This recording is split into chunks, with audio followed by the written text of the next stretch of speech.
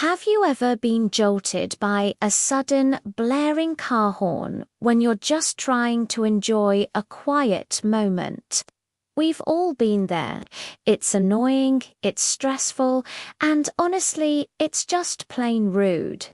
But have you ever stopped to wonder how we, as a society, decided that leaning on your horn is bad manners? It's a fascinating story that goes all the way back to the very beginning of the automobile. Let's rewind to the late 1800s and early 1900s. Cars were a new, noisy, and often terrifying invention for people accustomed to the clip-clop of horse-drawn carriages. The first horns weren't even electric. They were simple bulb horns that you squeezed, making a honk-honk or R-OO-GAH sound.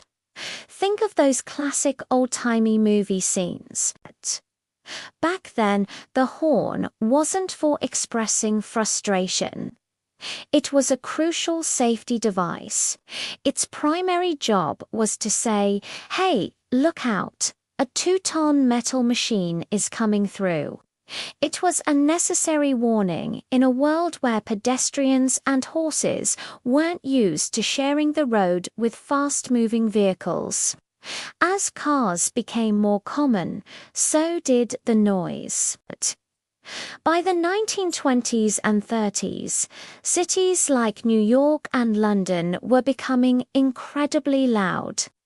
The constant cacophony of engines, screeching brakes, and, yes, blaring horns was becoming a serious public health issue. People complained of frayed nerves, sleepless nights, and general stress. It was noise pollution on a scale never experienced before. This is when the public mood really started to shift.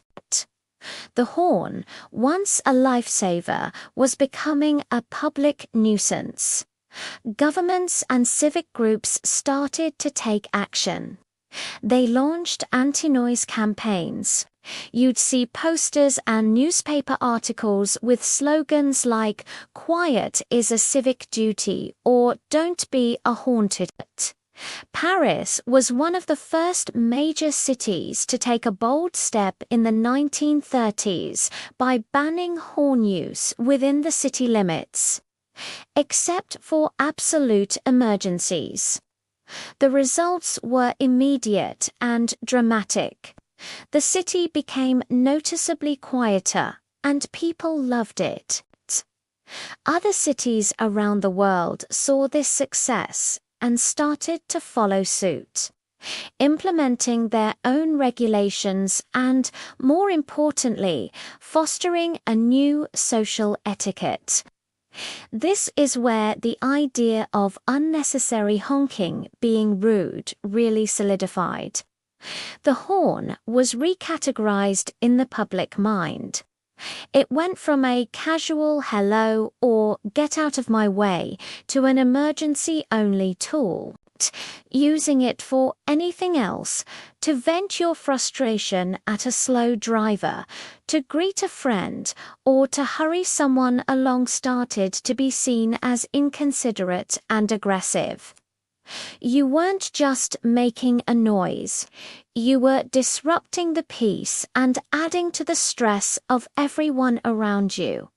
You were being selfish.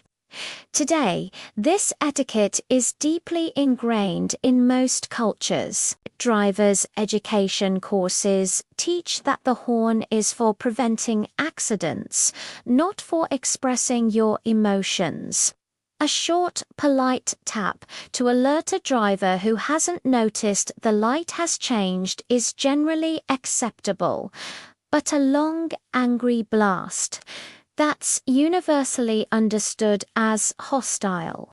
It escalates tension on the road and rarely achieves anything positive. In fact, it often makes situations worse. So, the next time you're tempted to lay on that horn, remember its history. It's a powerful tool designed for safety, not a weapon for road rage. By using it wisely and sparingly, we contribute to a quieter, safer, and much more pleasant environment for everyone. We're continuing a century-long tradition of civic-mindedness that began when our great-grandparents decided they'd enough of the noise. Thanks so much for watching. If you found this little trip through history interesting, give this video a thumbs up and consider subscribing for more stories behind our everyday lives. Drive safe and drive quietly.